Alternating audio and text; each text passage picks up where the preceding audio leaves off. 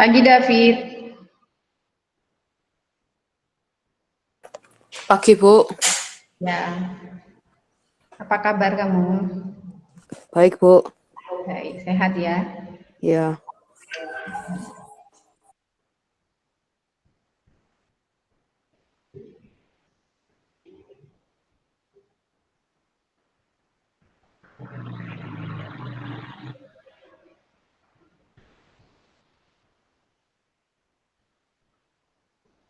Yuk Bu Isti, jam 10. Ini Pak Agus yang sebentar. Pak Agus, halo Pak Agus, sudah siap? Anak-anak belum siap tuh Bu, baru 17 orang ini. Anak-anak belum pada masuk, wali-wali kelas juga kayaknya belum.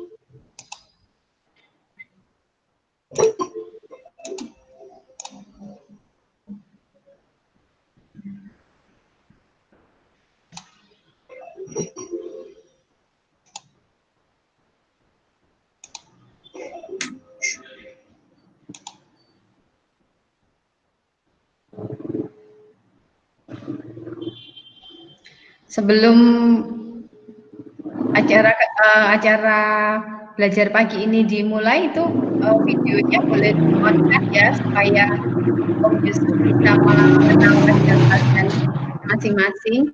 Speakernya aja yang di-off-kan, tapi kameranya coba di-on-kan dulu. Yuk kameranya on supaya kalian bisa dikenali wajahnya.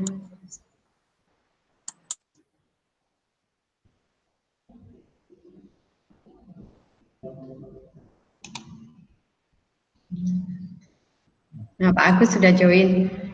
Oke, selamat pagi Bu. Iya Pak. Yuk yang belum on kameranya.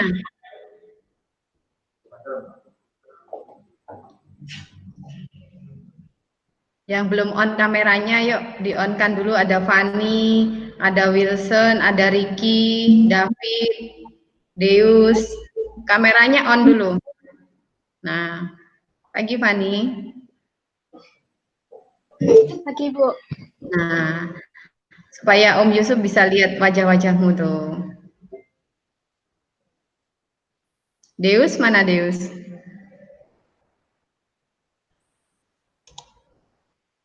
Nah, tuh. Mikrofonnya Om. Om Yusuf, mikrofonnya belum on. Halo. Ya. Halo semua. Halo, selamat pagi Pak Yusuf. Selamat pagi Pak Ari. Pak Agus.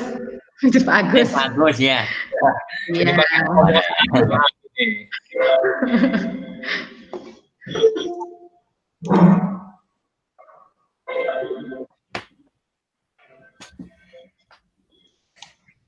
Dan saya masih nunggu anak-anak yang lain, baru 24 orang. Yuk videonya tolong on supaya tahu ini siapa. Dovan, Riko, Betran, mana Betran?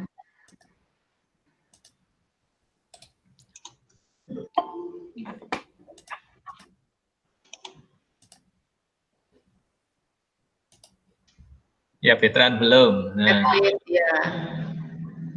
Kelas 8 belum ada ini, baru Edlin.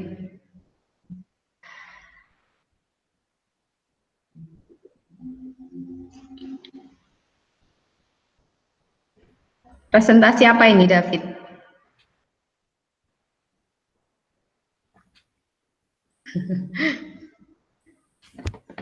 Pencet. Iya, kepencet.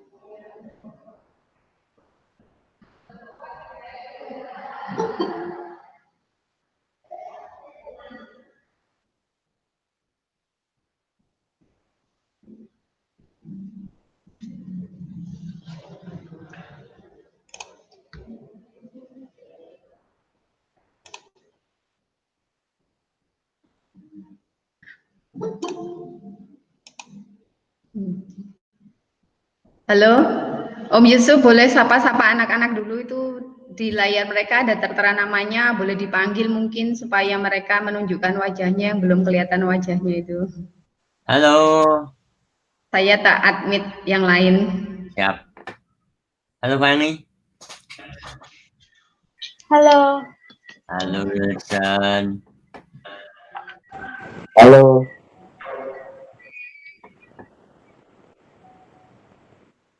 Ini siapa ya? Yohanes ya?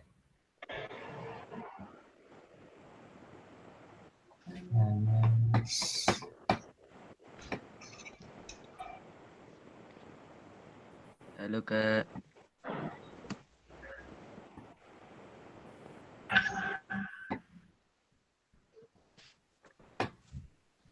Udah makan belum semuanya? Sudah makan?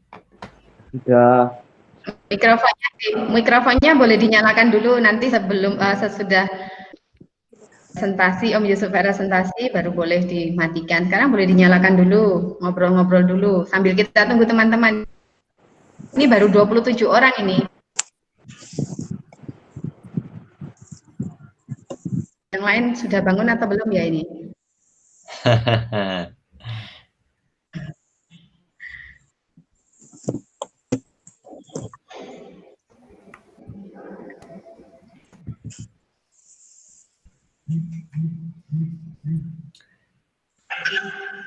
Gimana kalian rasanya sekolah dari rumah?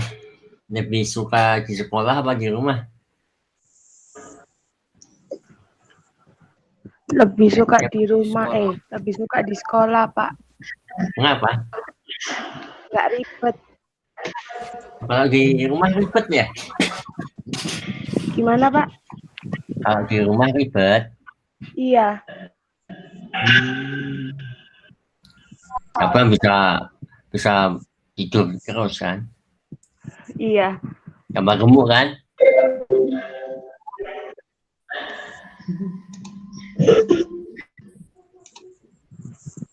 Kalau saya sudah 3 tahun belajar di rumah. Udah lama.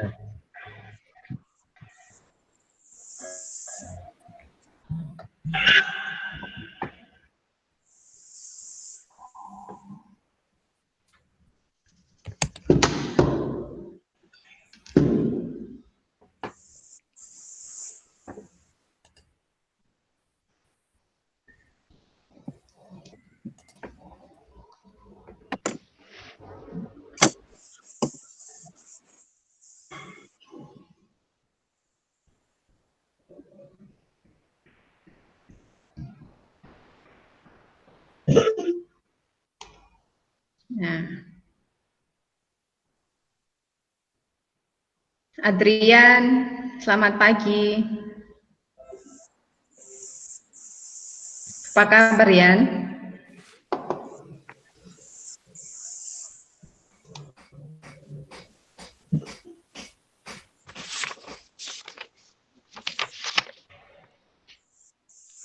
Bu Herni, selamat bergabung. Terima kasih, Bu Herni.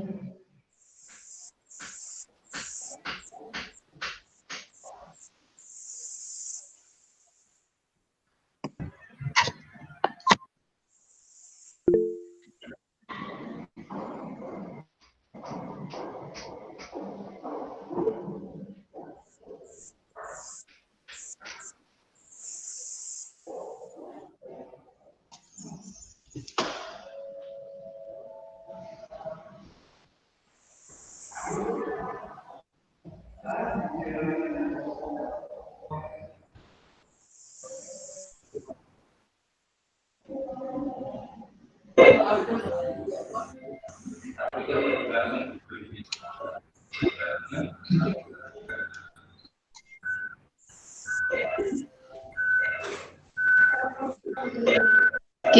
menunggu, kita beri waktu berapa lama Pak Agus untuk menunggu? Pak Agus mana ya?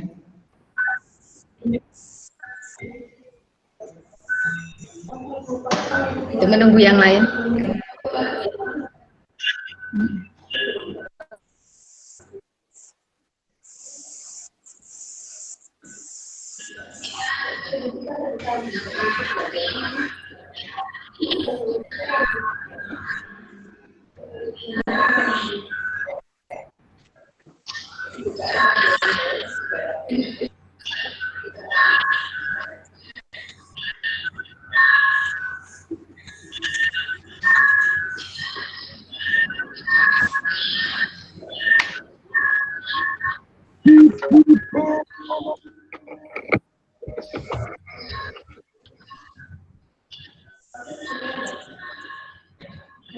Selamat pagi Bu Isti.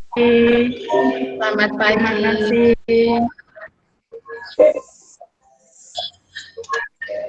Selamat pagi Pak Yusuf. Pagi, Pagi Bu. Bu Herni. Bu Herni. Pagi.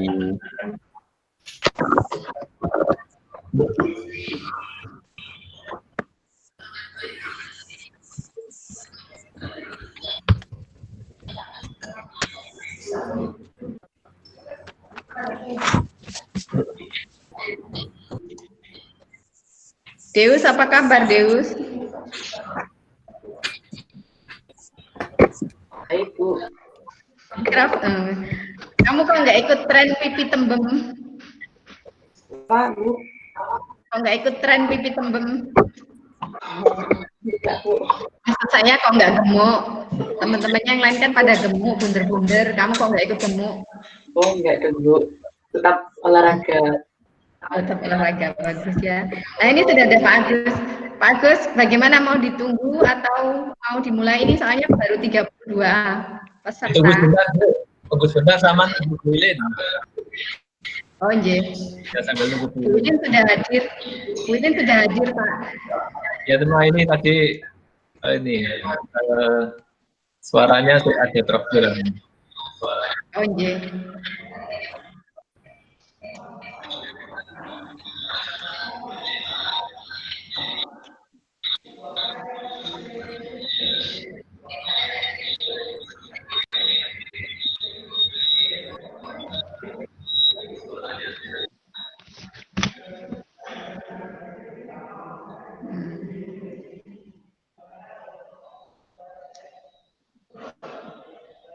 Pak Agus mungkin sambil menunggu yang lain bisa dibacakan mungkin kalau ada tata tertib Oh, baik. pembelajaran. Ya.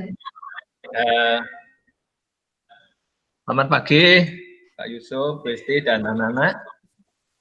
Selamat pagi. Ya, saya sampaikan beberapa hal yang perlu diperhatikan dulu selama PJJ online ini yang nanti akan dipandu oleh sendiri. Yang pertama, mohon nanti kalau Pak Yusuf sudah menyampaikan materi, itu mikrofon dimatikan ya, di-mute dulu. Ya, jadi mikrofon itu hanya digunakan sewaktu kalian ada sesi tanya jawab, sedang bertanya. Ya.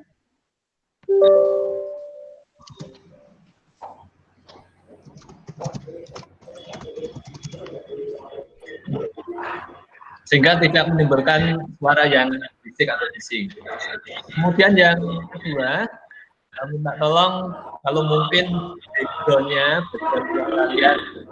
kalian itu belum panas, dirapikan dulu, jika nanti kalau dilihat itu menjadi nyaman gitu ya.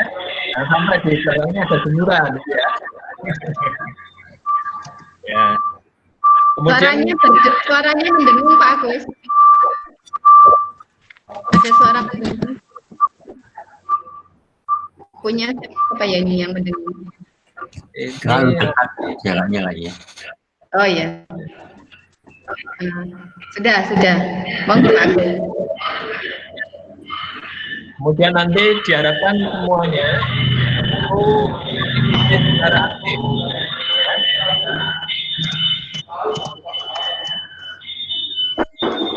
Tolong yang lain, Yohanes Tino dulu. Yohanes Tino dulu ya. Logonya dinonaktifkan. Yohanes Tino. Mikrofonnya dimatikan dulu. Ya. Jadi anak-anak diharapkan mengikuti secara aktif. Kemudian nanti silakan selama Pak Yusuf itu menyampaikan materi, itu anak-anak bisa memperhatikan sambil mencatat kira-kira pertanyaan apa yang akan disampaikan. Jadi nanti Pak Yusuf dalam menyampaikan materi, ini akan dibagi menjadi 2 sesi. Sesi yang pertama itu sekitar 25-30 menit, kemudian nanti dilanjutkan dengan tanya jawab. Tanya jawab akan saya beri waktu sekitar 5-10 menit. Kemudian kalau sudah akan dilanjutkan dengan sesi yang kedua. Waktunya sama, itu sekitar 25-30 menit. Nah, kemudian nanti dilanjutkan dengan sesi tanya jawab juga. Waktunya sekitar 5-10 menit. Gitu. Paham anak-anak ya?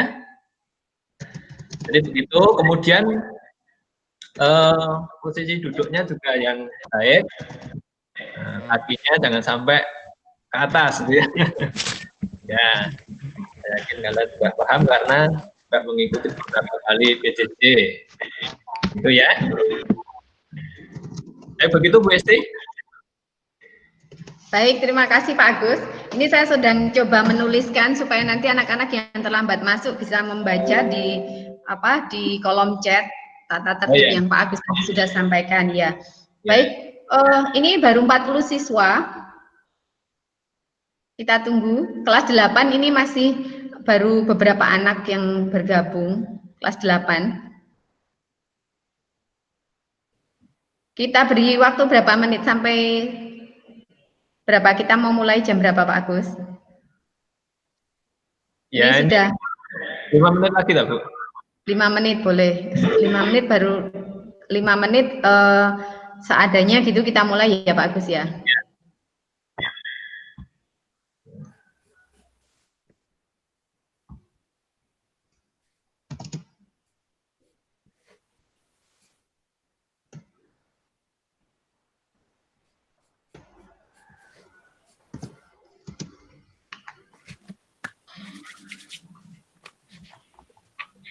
Ini ya, ini Yohanes Tino belum dimatikan. Oh, mikrofonnya tolong dimatikan, Tino. Yohanes Tino. Ya. Ya, terima kasih Tino.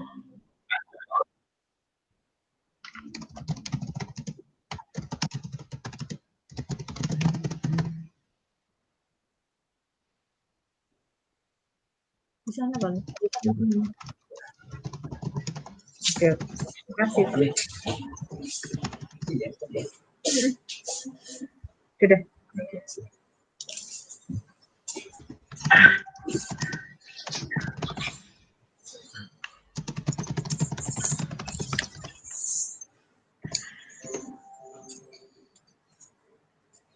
Ini saya sudah menginfokan kembali di kelas 8B supaya anak-anak bisa bergabung, Bu. Gimana Pak? Kelas 8B? Saya infokan kembali kelas 8B supaya segera bergabung yang belum bergabung. Oh iya, ya Pak. Mungkin wali kelas yang lainnya bisa menginfokan ke kelas masing-masing. Yeah. Itu tata tertibnya sudah saya tuliskan di kolom chat. Oke. Nanti itu, ya. Bu Cucu juga sudah saya infokan, Bu Isti.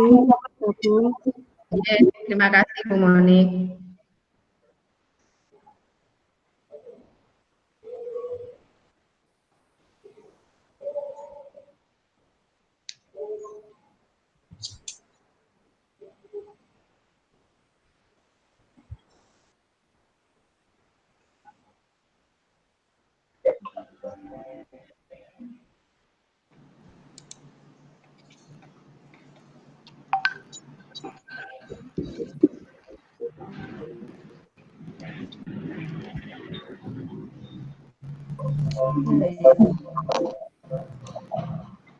Mau kita mulai dulu Pak Agus? Baik Bu, ya. Kita akan mulai karena ini Ya, baik. ada informasi dari beberapa anak itu tidak di Meet ini tapi langsung di YouTube-nya. Tapi kenapa Pak? Ada beberapa anak yang bergabungnya di YouTube-nya, Oh di live streaming. YouTube-nya. Oh seharusnya di linknya ini Pak. Kalau yang di YouTube itu untuk orang tuanya supaya mereka bisa interaktif. Kalau di YouTube kan tidak bisa interaktif. Jadi sebaiknya di link yang ini. Dan kalau YouTube malah kuotanya lebih besar dibandingkan dengan Google Meet ini. Kalau Google Meet malah sedikit.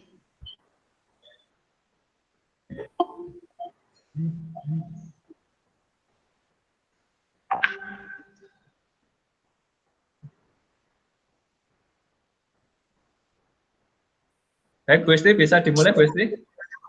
Ya, monggo dimulai saja Pak Agus. Monggo Pak Agus.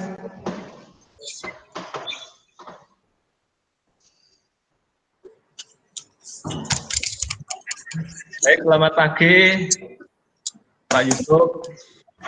Selamat pagi Bu Ilin, Bu Isti, dan Bapak Ibu yang lainnya, serta anak yang Ya, selamat pagi. Pagi bagus. Oke, pada pagi hari ini kita patut bersyukur pada Tuhan, bangga karena pada kesempatan ini kita kedatangan seorang maha guru berkaitan dengan game, di mana game itu sendiri itu bagi anak-anak itu sesuatu yang asik ya, mengasihkan, yang bikin anak menjadi nyaman. Saya yakin tidak ada satupun anak yang tidak suka dengan yang namanya game, bahkan sampai kecanduan. Nah ini nanti Pak Yusuf akan menyampaikan beberapa pengalamannya yang berkaitan dengan game itu sendiri, betapa Pak Yusuf sendiri mengalami kecanduan game, dan segi positifnya itu sampai Pak Yusuf ini bisa membuat game sendiri. Ya. Baik, sebelumnya akan melakukan salam kebanggaan kita dulu, salam Tarakanita, supaya kita menjadi lebih semangat gitu ya. Nah, mari kita bersama-sama. Salam Tarakanita. Satu hati. Satu hati, satu semangat Tarakanita. Tarakanita, yes. Jangan lupa doanya Bu Isti. Baik, nah, sebelum mengawali kegiatan ini, supaya kegiatan kita bisa berjalan dengan lancar, maka kita akan mengawali dengan doa. Ya. Doa akan saya pimpin secara Katolik. Mari kita menyiapkan hati dan pikiran kita. Dalam nama Bapa dan Putra dan Roh Kudus. Amin. Allah Bapa yang Maha Baik, kami mengucap syukur dan terima kasih atas pagi yang cerah ini. Terima kasih Engkau memberi kesempatan hidup bagi kami, di mana pada kesempatan ini kami akan belajar bersama Bapak Yusuf untuk semakin memahami arti atau makna bermain game yang positif. Tuhan, semoga Engkau menyertai seluruh rangkaian kegiatan kami pada pagi hari ini, dan secara khusus kiranya Engkau membimbing Pak Yusuf, sehingga Pak Yusuf mampu untuk menyampaikan materinya dengan baik dan lancar, sehingga kami semakin memahami apa yang akan disampaikan oleh Pak Yusuf, sehingga kami boleh untuk mendapatkan hal-hal yang positif untuk kami gunakan, untuk kami terapkan dalam kehidupan kami sehari-hari. Kemuliaan pada Allah Bapa dan Putra dan Roh Kudus, seperti pada permulaan, sekarang, selalu, dan sepanjang segala abad. Amin. Bunda Maria Bintang Samudra, doakanlah kami. Santo Yosef, doakanlah kami. Santo Karolus, doakanlah kami. Bunda Elizabeth, doakanlah kami. Dalam nama Bapa dan Putra dan Roh Kudus. Amin. Ya, nampaknya belum afdol kalau kegiatan yang luar biasa ini belum dibuka. Maka saya beri kesempatan pada Ibu Ilin selaku Kepala Sekolah SMP Santo Yosef untuk memberikan sambutan pada pagi hari ini. Pada Bu Ilin dipersilakan. Monggo. Terima kasih Pak Agus, terima kasih Bu Isti dan juga Pak Yusuf. Selamat pagi. Selamat pagi. Pagi, Bu. Luar biasa, ya, luar biasa sekali hari ini. Sebuah pengalaman yang sangat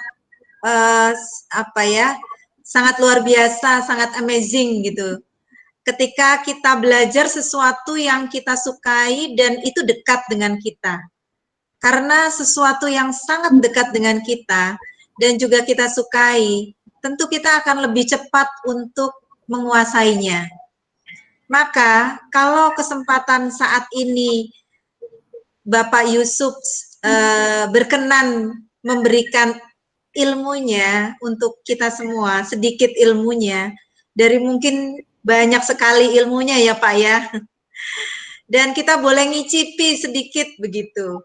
Sehingga kita semua yang kepengen ngerti gimana sih game itu, gimana sih bikinnya, atau gimana sih kedepannya game-game apa yang nanti spektakuler gitu. Nah, ini sungguh amat berharga, maka anak-anak silakan nanti kalau yang mau bertanya, bertanyalah ya. Silakan kamu bertanya kenapa kok bisa ini, kenapa kok bisa itu, karena itu yang membuka cakrawala kalian untuk bisa ke depannya. Maka selamat kalian bersama-sama dengan Pak Yusuf untuk mendalami dan juga mencintai sesuatu yang kalian suka gitu. Oke, terima kasih Pak Yusuf, terima kasih anak-anakku. Berjuang terus, daya juang kalian dan kesuksesan ada di hadapanmu. Terima kasih, Tuhan memberkati. Amin. Ya.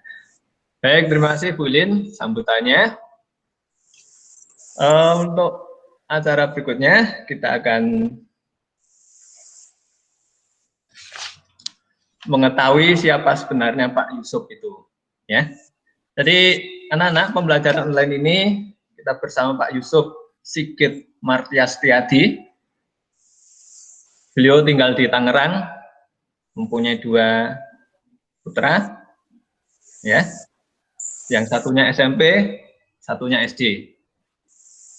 Pendidikan yang beliau tempuh ini S1-nya di Universitas Sanata Dharma, mengambil kontrol sistem dan robotik. Itu. Kemudian S2-nya di James Cook University Australia, di Australia anak-anak, mengambil multimedia game development. Kemudian saat ini sedang menempuh S3. Menempuh S3 di Indonesia Institute of the Art, Doctor of Art itu ya. Ya, kita doakan semoga pendidikan S3-nya ini berjalan lancar sehingga nanti bisa menyelesaikan secara tepat dan lancar, begitu Pak Yusuf ya. Oke. Ya Pak, terima kasih, amin. Anak-anak, pengalaman Pak Yusuf ini luar biasa. Begitu banyak sekali pengalamannya, kemudian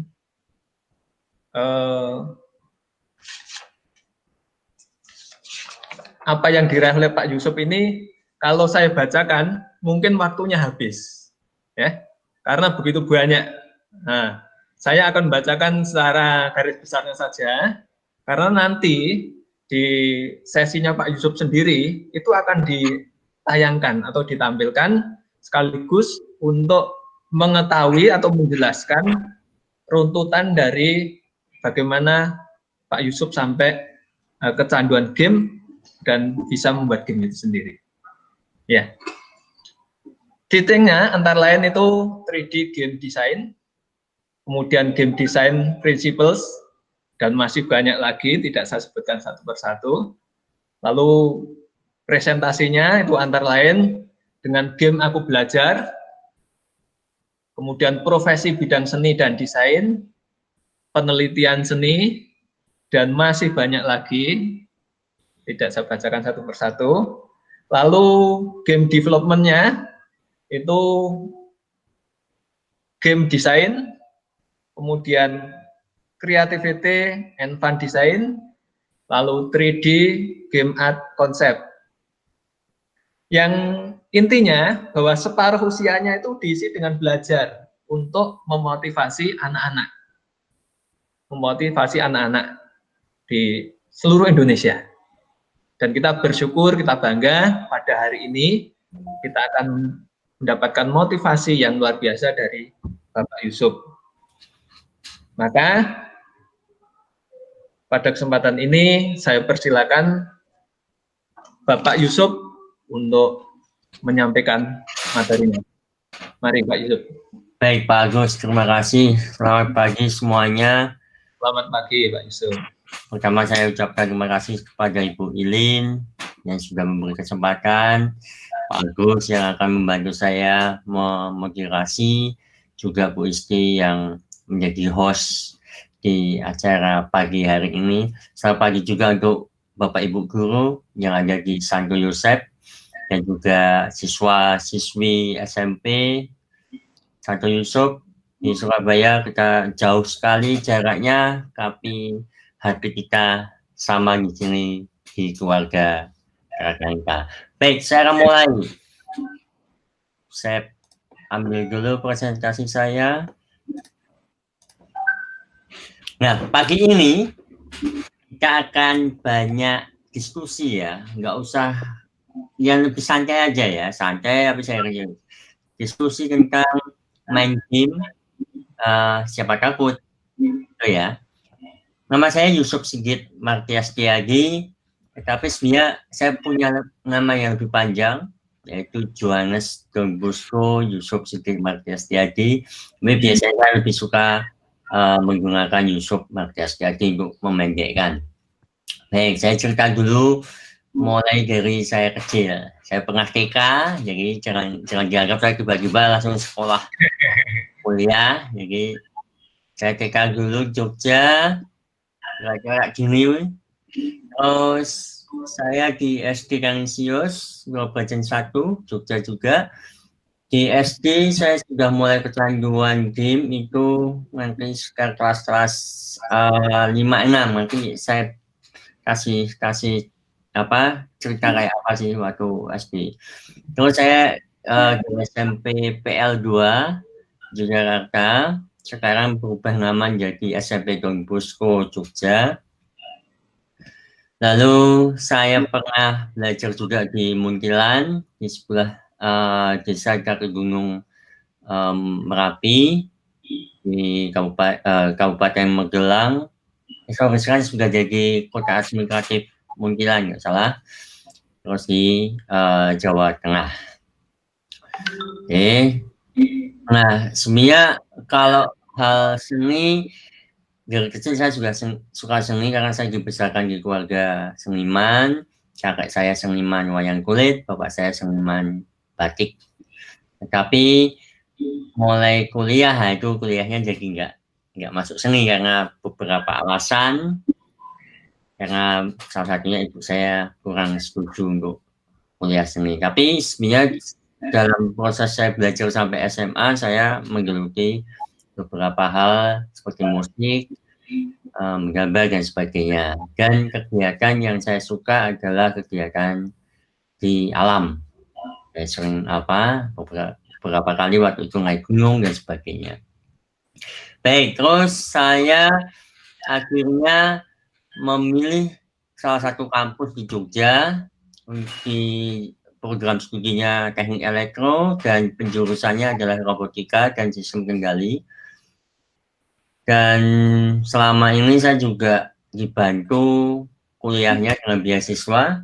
Ada beberapa beasiswa yang membantu saya sampai semester 8 kalau nggak salah. Tapi jangan tanya saya selesainya berapa tahun karena cukup lama. Karena waktu itu ibu saya sakit keras dan saya memutuskan menyelesaikan tugas akhir sambil bekerja. Oke, yang kedua saya belajar khusus game itu di Australia karena di Indonesia secara umum belum ada tempat kuliah yang khusus game. Ya. Dan kebetulan saya juga mendapatkan beasiswa dari pemerintah Australia waktu itu namanya Australian Development Scholarship. Kalau saat ini namanya Australia Australia Award. Terus akhirnya saya melanjutkan kembali, kepengen memperdalam bidang game, sehingga saya kuliah lagi di ISI Jogja, Institut Seni Yogyakarta. Terus dan kebetulan dibiayai juga oleh pemerintah Indonesia, sehingga kalau saya boleh mengatakan secara umum waktu saya kuliah itu gratis dari S1 sampai S3. Karena memang saya nggak punya biaya kalau untuk sekolah sendiri zaman itu ya. Karena bapak ibu saya guru, tapi gurunya yang guru-guru yang ya masih zaman dulu kan belum baik lah secara penghasilan ya. Oke, baik, saya lanjut. Ini email saya, kalau misalnya kepengen diskusi, monggo, nanti di belakang juga ada alamat email saya. Oke, saya lanjut. Baik, saat ini selain status saya adalah saya dosen di Universitas Multimedia Nusantara di Tangerang. Saya masuk di peminatan desain interaksi. Peminatan desain interaksi ini mahasiswa akan belajar tentang teori-teori game, tentang teori-teori aplikasi interaktif dan sebagainya, sehingga ketika mereka lulus bisa membuat game, bisa membuat aplikasi di handphone atau di apapun, di komputer dan sebagainya. Tapi sebenarnya saya masuk di program studi desain komunikasi visual. Secara umum saya banyak mengajar mata kuliah game, ya, ada 3D dan sebagainya. Tapi kalau boleh katakan, kalau saya mengambil spesialisasi, kalau dokter ada spesialisasinya, kalau saya mengambil spesialisasinya 3 dimensi. Jadi hal-hal yang kaitannya dengan media interaktif yang 3 dimensi itu yang saya dalami. Terus Pak Yusuf juga meneliti hal-hal kaitannya dengan game, tetapi lebih spesifik juga game-game 3 dimensi. Lalu konsep-konsep tentang estetika di dunia virtual itu kayak apa, sama VR dan juga desain interaksinya. Itu kira-kira perkenalan dengan saya. Terus saya harus katakan bahwa saya juga keluarga Karangkanita, tetapi keluarga Karangkanita di Gading Serpong, Tangerang. Karena kedua anak saya sekolahnya di Karki, yang kecil itu kelas 2 SD, yang besar kelas 7 sama dengan kalian di SMP Karki. Oh ya, Bapak juga punya satu anak tapi sekolahnya enggak di Karki ya. Sekolahnya di rumah aja ini yang satu ini. Oke, saya lanjut. Baik, pagi ini kita akan membagi 2 sesi. Sesi pertama tentang sisi positif game, kira-kira apa saja sih sisi positifnya. Terus yang dikerusakan dengan kecanduan game, nanti kita akan lihat kenapa sih kita bisa kecanduan. Terus yang terakhir di sesi pertama adalah cara agar kita tidak kecanduan ya. Tapi ini nanti kita bisa banyak diskusi. Di bagian kedua, sesi kedua itu pengalaman saya bermain game dan kapan saya kecanduan, terus kapan saya bangun. Yang penting bagaimana kita akan melihat saya harus bangun dari kecanduan. Dan pengalaman atau cerita saya kapan saya pernah bikin game dan akhirnya saya memutuskan menjadi dosen di bidang game. Oke, kita mulai ya dari yang pertama. Sisi positif game.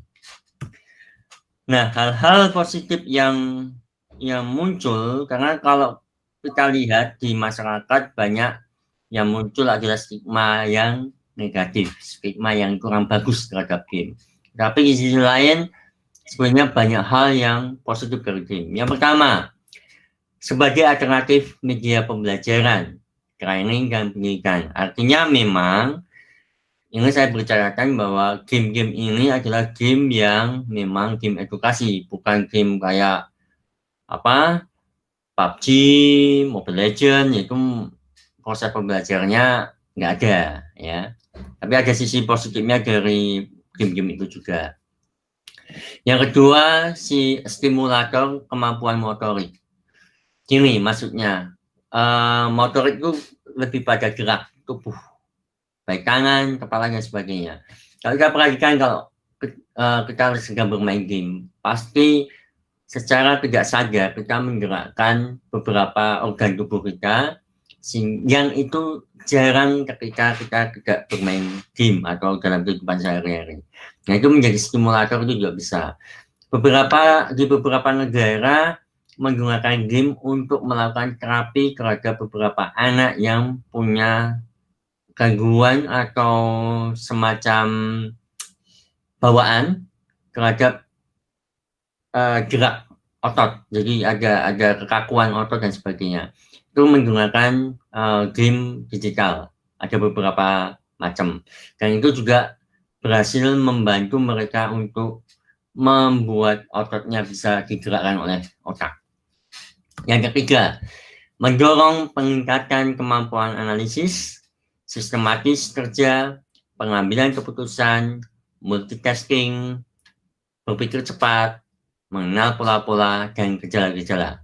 Nah, ini banyak yang tidak menyadari.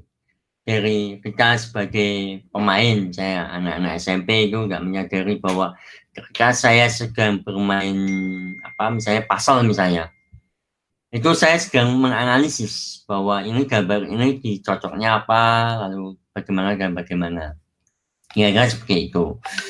Nah, yang terjadi nanti malah kebanyakan kecanduan karena dia nggak menyadari betul bahwa sedang ada masalah apa enggak. Tuh. Oke, lalu saya lanjut, kemampuan menyusun strategi dan antisipasi. Ini bisa terjadi ketika misalnya teman-teman sedang bermain game, misalnya game apa ya yang sebenarnya cocok sama umur kalian. Nah, sebagai contoh, ketika misalnya saya mau melakukan sesuatu dalam menyelesaikan tugas-tugas dalam game ini. Nah, biasanya secara nggak sadar kita akan mempersiapkan ini harus ngapain, ini harus ngapain, ini harus ngapain. Nah, ini kemampuan strategi yang kita tidak bisa temukan kalau kita tidak temukan sebuah masalah atau sebuah tantangan. Di dalam game, menariknya adalah seharusnya secara umum game yang dibuat itu memberikan tantangan. Dan dalam teori game, saya ambil contoh salah satu teorinya si Mihaly, itu di psikologi activity. Ketika suatu tantangan dalam game itu bisa dilewati, maka dia kemampuannya akan naik. Itu sama dengan kehidupan sehari-hari. Kalau dari kelas 7 bisa menyelesaikan semua tugas-tugas kelas 7, maka dia akan naik kelas ke kelas 8. Konsepnya sama seperti itu, sehingga mau nggak mau kita dalam belajar pun kita harus punya strategi. Contohnya, kalau bikin PR, apakah harus selesai malam itu juga? Atau misalnya dikasih waktu 1 minggu, dikerjakannya 1 malam sebelum besok kumpul. Nah, itu masalah strategi. Kalau kita sebagai siswa hanya cara belajar kayak gitu, harus main game berarti. Karena kalau enggak, proses game itu selalu bertahap. Tidak mungkin tiba-tiba langsung selesai. Sama juga dengan kita mengerjakan tugas-tugas itu. Harus ada tahapannya. Sehingga harus kita susun strategi atau antisipasi nih. Contohnya nih, antisipasi. Saya dulu suka mengerjakan tugas 1 malam sebelum dikumpulkan.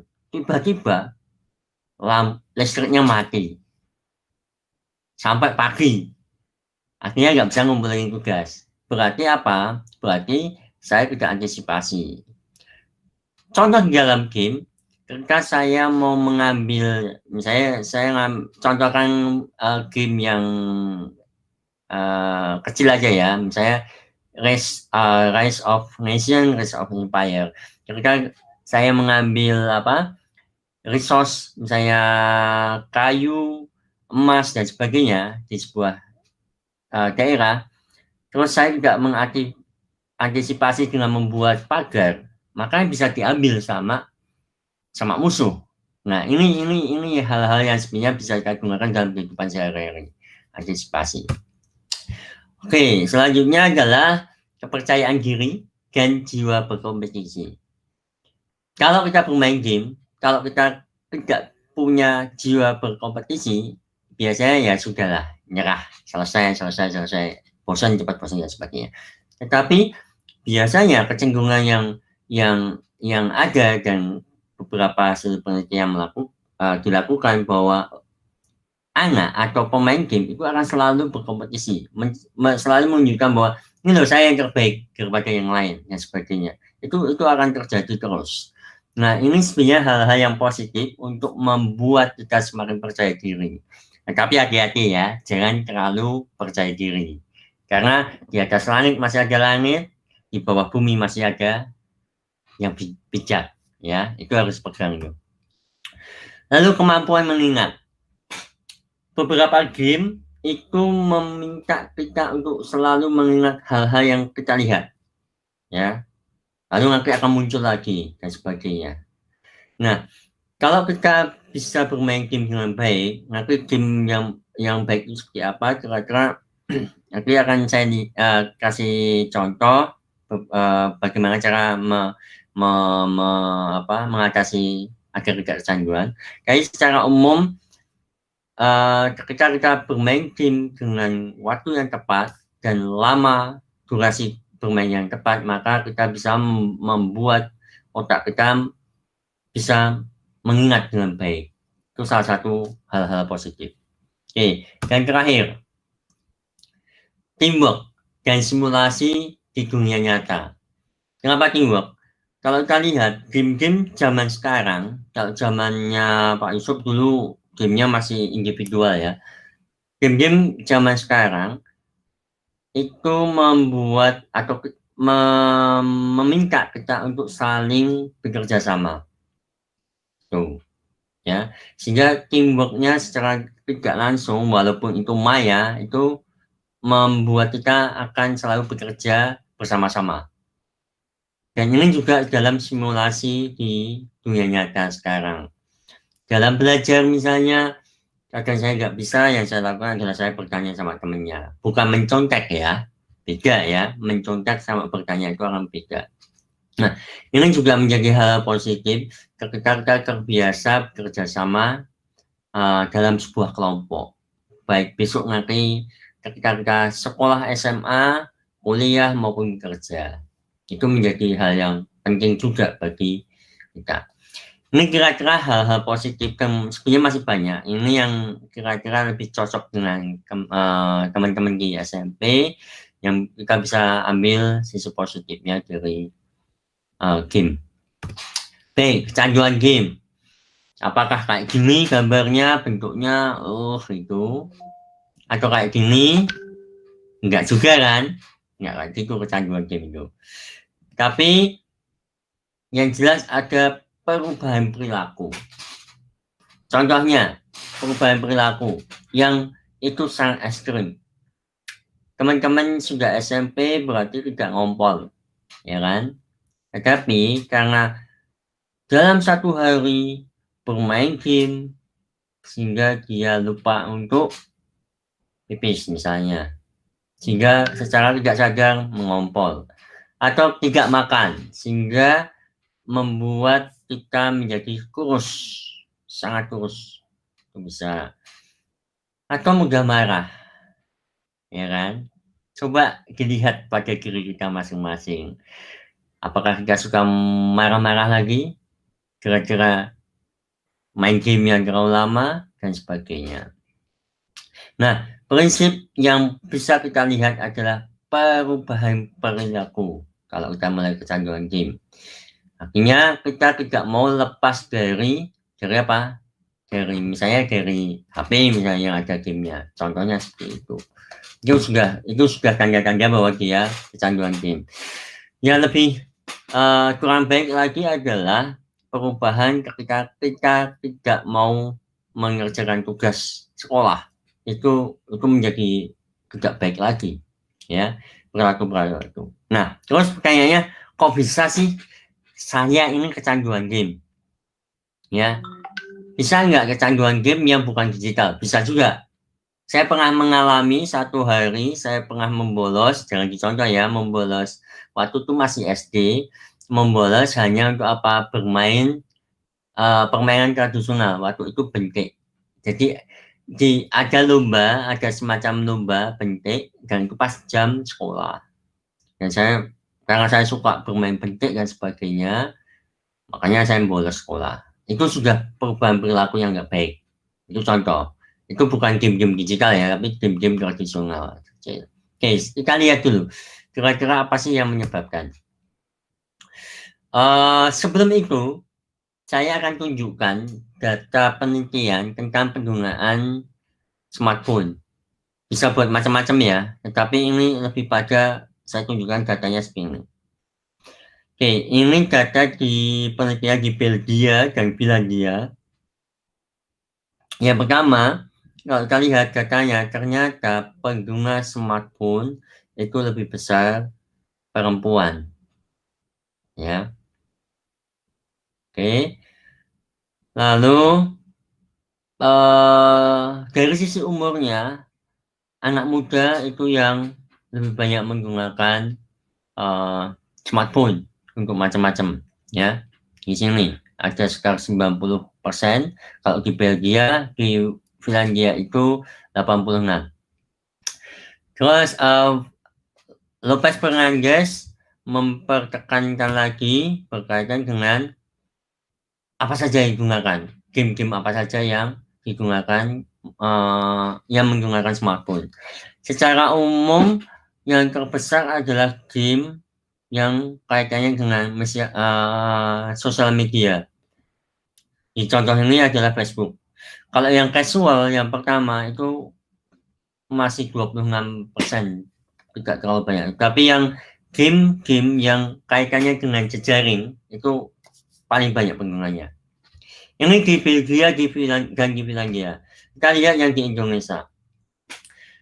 Gangguan mental dan emosi gara-gara smartphone itu sebagai contoh ketika seseorang menggunakan gadget baik smartphone, tablet dalam 1 minggu itu hampir 1 minggu, misalnya 6 sampai 7 hari, maka kecenderungannya adalah persentase menjadi tidak normal itu tinggi, 51%. Nah, dalam 1 minggu menggunakan HP lebih dari 10 jam, ini juga tinggi. Artinya apa? Kalau kita menggunakan HP dalam tanda petik bukan hal-hal yang memang sesuai kebutuhan. Kalau kita lagi SMP, banyak kebutuhannya belajar kan, tapi lebih banyak untuk main game, bisa dipastikan ada gangguan perilaku. Kalau di bahasa penelitian ini abnormal ya, yaitu hati-hati. Biasanya akan terjadi gangguan emosi, mudah marah, tidak bisa mengatur tidur, tidurnya mimpinya jelek terus dan sebagainya. Nah, penelitian Wahyunisiaan ini bisa paling tidak melihat kira-kira apa sih yang terjadi kalau kita menggunakan gadget terlalu lama. Itu, oke. Itu data yang ada di Indonesia dan di beberapa negara. Di Amerika juga penggunaan smartphone untuk game cukup tinggi. Nggak usah jauh-jauh, di Indonesia cukup tinggi juga. Oke, saya lanjut.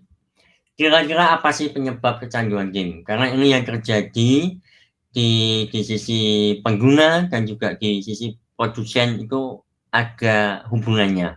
Dan dari sisi teori game itu juga ada hubungannya. Yang pertama, gameplay. Gameplay itu adalah pengalaman bermain. Jadi ketika kita sudah bermain, itu tidak memberi kesempatan pemain untuk kembali ke dunia nyata. Sebagai contoh, ini ada sebuah gambar peta. Menurut saya, peta game ini lumayan luas untuk umur SD SMP. Sehingga apa? ini membuat kita susah untuk kembali ke dunia nyata. Ada dua hal yang berbeda dalam dunia nyata. Dunia sehari-hari. Kita butuh makan, kita butuh mandi, kita butuh yang lain dan sebagainya. Dunia maya atau dunia virtual, kita nggak butuh makan. Kebanyakan yang terjadi adalah anak-anak lupa kembali ke dunia sehari-hari, sehingga lupa makan dan sebagainya. Nah, beberapa hal penyebabnya adalah game ini menjadi sangat menarik, sehingga tidak memberi waktu untuk istirahat atau stop. Tetapi sebenarnya dalam teori game, kalau yang kita belajar, itu ada yang namanya borderline atau grounding zero, sehingga kita harus membuat game itu berhenti dulu. Ya, karena kalau nggak berhenti, maka orang akan cenderung kecanduan, akan terus nggak selesai-selesai. Sebagai contoh, salah satu game casual yang ada di HP yang sering dimainkan, misalnya Candy Crush dan sebagainya, dia membuat seseorang berhenti bermain itu dengan apa? Dengan nyawanya habis. Itu contohnya itu, nyawanya habis, waktunya habis. Itu salah satu cara untuk membuat kita berhenti sehingga kita kembali ke dunia nyata. Ada contoh game casual lain yang membuat kita susah berhenti. Gamenya sederhana. Pernah main The Worm yang cacing-cacing kita puterin itu juga bisa membuat kita kecanduan apa? Karena sederhana, gampang, tapi asik. Cuma nggak ada batasan waktunya. Itu saya pernah nyoba beberapa bulan lalu. Saya meneliti diri saya sendiri, saya bisa bermain dari jam 7 malam sampai jam 5 pagi tanpa berhenti. Dan yang terjadi, ya paginya saya jadi lemas dan nggak enak badan dan sebagainya. Seperti itu. Itu yang pertama. Yang kedua, dari sisi tampilan dan juga dari sisi kecerdasan buatan, itu sangat bagus. Bahkan bisa lebih bagus dari dunia nyata. Kita nggak pernah melihat hutan yang begitu bagus sekali, tapi di dalam game itu bagus sekali. Jadi kita kesannya mau keluar itu, aduh kok sayang banget ya. Hal-hal ini juga mempengaruhi kita bisa menjadi kecanduan game. Terus manajemen waktu yang tidak baik. Tadi saya sudah mulai singgung ya. Kalau saya boleh saran, bermainlah game, tetap harus bermain game, baik yang tradisional maupun digital. Tetapi beri waktu paling tidak 1 jam atau maksimal 2 jam dan berhenti. Ya. Jadi bermain, berhenti, melakukan yang lain, misalnya main sama teman-temannya, kalau mau main game lagi nggak apa, yang penting maksimal 2 jam, itu maksimal. Dan kalau saya boleh saran juga ya, nanti jangan terus 2 jam, berhenti 10 menit, main 2 jam lagi, ya itu nggak baik ya. Karena itu akan mengganggu, secara emosi mengganggu, secara perilaku akan mengganggu kalian juga. Oke. Penyebab yang lain adalah tantangan, drama, dan misteri yang menarik di dalam game itu. Jadi, karena sudah terbiasa berkompetisi di dalam bermain game, tantangan itu akan selalu naik. Nah, itu yang biasanya membuat kita, aduh kok ini asik ya, tambah lagi. Nah, waktunya jadi lebih panjang lagi. Terus menyenangkan. Nah, yang gambar sebelah bawah kanan ini yang bagus banget ya. Ini kayak ada di rawa-rawa, kayaknya indah banget. Ini foto apa bukan? Bukan, ini bukan foto. Ini visualisasi 3 dimensi, dibikin dengan komputer, terus kita bisa berinteraksi dengan sana. Yang gambar kedua, yang anak-anak bermain ini yang permainan yang sederhana, tapi mereka fun, bisa menghabiskan beberapa jam untuk bermain permainan seperti ini. Nah, tetapi kalau kita lihat, fun itu bisa macam-macam. Fun karena edukasinya, fun karena berinteraksi dengan teman-temannya, dan sebagainya. Ya. Oke. Sekarang saya akan lanjut bagaimana agar tidak kecanduan game. Yang paling pertama, karena kalau saya lihat, pengaruh kecanduan game yang paling besar itu adalah kita tidak bisa mengelola waktu. Sehingga yang harus kita lakukan pertama kali adalah mengatur waktu bermain game. Ya, sebisa mungkin waktu belajar tidak main game. Kalau misalnya di kaki boleh bawa HP, ya kalau setahu saya sih boleh bawa HP, tapi titipin ya. Baru nanti pulang diambil lagi. Nah, carilah waktu yang memang kita memang waktunya untuk bermain, bukan waktunya belajar terus main game. Itu harus diatur juga. Lamanya bermain juga diatur, ya. Ini yang pertama. Karena pengalaman saya beberapa kali memegang mahasiswa saya sendiri yang kecanduan, itu ini kasusnya masalah waktu, ya, sehingga ada gangguan emosi. Terus ini yang sering terjadi dan banyak yang salah, ya, memilih game yang sesuai umur dan kemampuan. Ketika kalian mendownload game atau mengunduh game, perhatikan game itu untuk umur berapa. Di standar rating produsen game itu ada ratingnya gini. Ini game untuk anak-anak yang usia PAUD misalnya, belum sekolah kayak TK dan sebagainya. Ini game everyone itu untuk semuanya, semua umur. Terus ini rating untuk game 10 plus, artinya yang sudah 10 tahun lebih kalian. Terus yang ini teen, berarti remaja. Kalau ada game tulisannya M, berarti kalian nggak boleh. Karena pasti ada unsur-unsur dewasanya. Baik contohnya kekerasan, ada darah di situ, ada hal-hal yang berbau dewasa, itu juga boleh. Atau apalagi yang ini nggak boleh, ini A, O, ini nggak boleh. Ini berarti memang orang yang sudah dewasa sekali, lebih dari 18 tahun. Ada hal-hal yang tanggung jawab yang tidak bisa dilakukan oleh kalian sebagai anak-anak, ya. Tolong pilih game yang tepat, karena kalau enggak, misalnya akhirnya kalian mengunduh game M, jenis rating M, maka itu secara logika berpikir itu belum tepat buat kalian, sehingga kalian kecanduannya bahaya, ya. Yang di sini aja bisa bikin kecanduan, apalagi yang di sini. Dan ini bisa lebih bahaya lagi. Tolong pilihlah game yang cocok. Ya, ini bagus, game-game yang di sini bagus, tapi sebenarnya nggak tepat buat kalian. Bagusnya karena apa? Dari sisi gambarnya, visualnya lebih bagus dan sebagainya. Karena jangan lupa setiap umur itu ada konsep teorinya. Jadi anak-anak model gamenya kayak gini, kalau game untuk anak-anak, untuk remaja kayak gini. Nah, kalau anak remaja main game yang dewasa, yang secara visual gambar bagus, tapi secara isinya belum tentu bagus dan bahaya, ya. Tolong itu dicatat baik-baik. Baik Pak Yusuf, waktunya 5 menit lagi Pak Yusuf ya. Oke, ya, baik. Ini yang terakhir Pak. Perangkat game diletakkan di ruang keluarga atau ruang yang buat bersama dan bukan dibawa ke tempat tidur.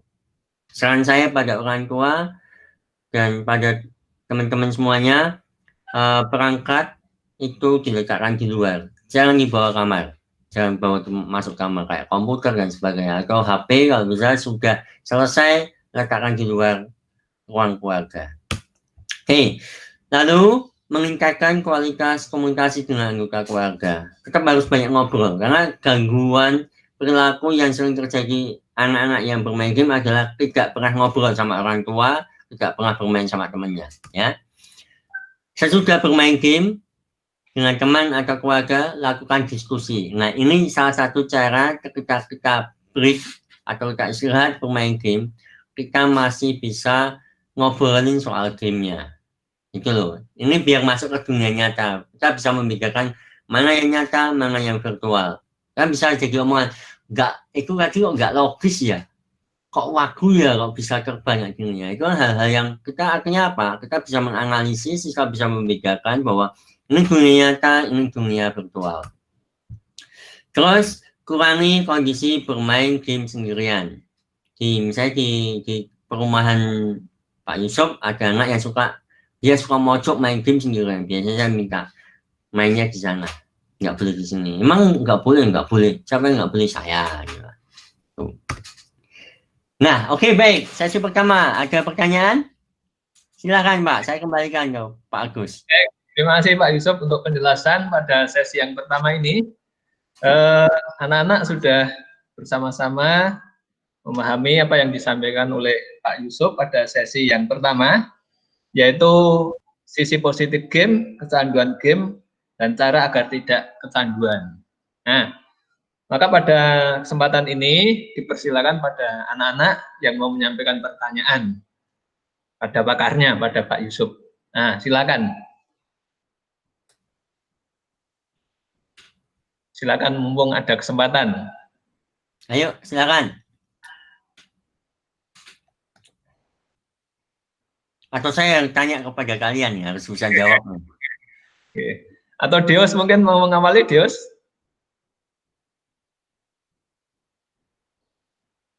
Enggak, Pak. Ada. Benar nggak ada pertanyaan? Inaya mungkin. Ada yang merasa nggak kecanduan?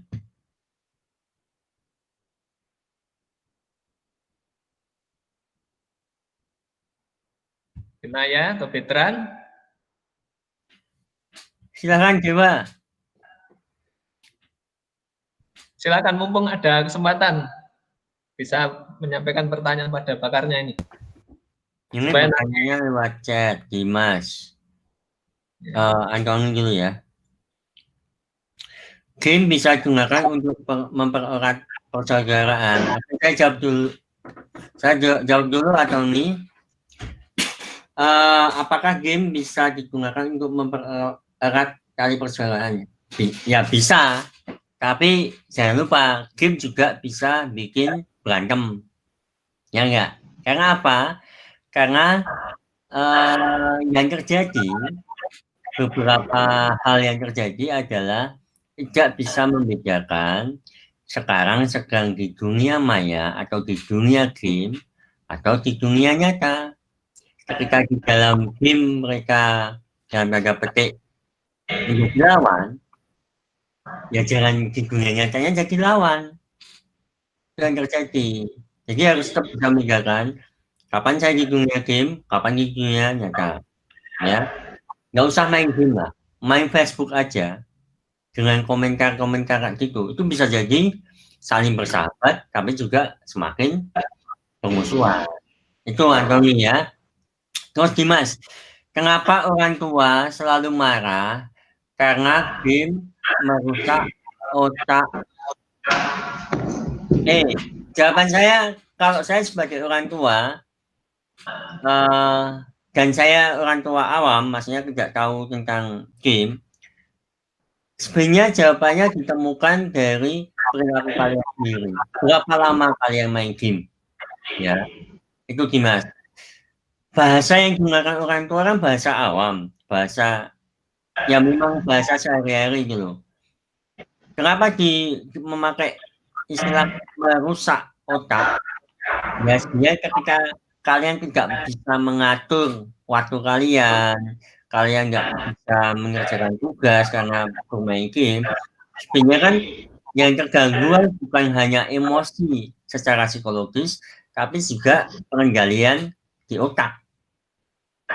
Bahasa umum awamnya ya gitu, itu bikin kamu rusak game itu. Nah, sekarang kalau kalian bisa menunjukkan bahwa saya dengan bermain game, saya juga bisa loh menghasilkan hal-hal yang baik, gitu loh, ya.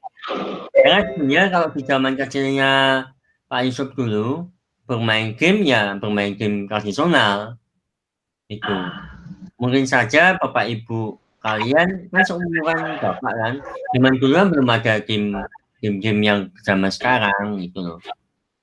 Jadi ya dipahami, mereka juga harus pahami kalau misalnya dengan setelah ada webinar ini kalian bisa ngomong game itu punya positifnya kayak gini, tapi punya negatifnya kayak gini. Itu ya. Oke Dimas. Lalu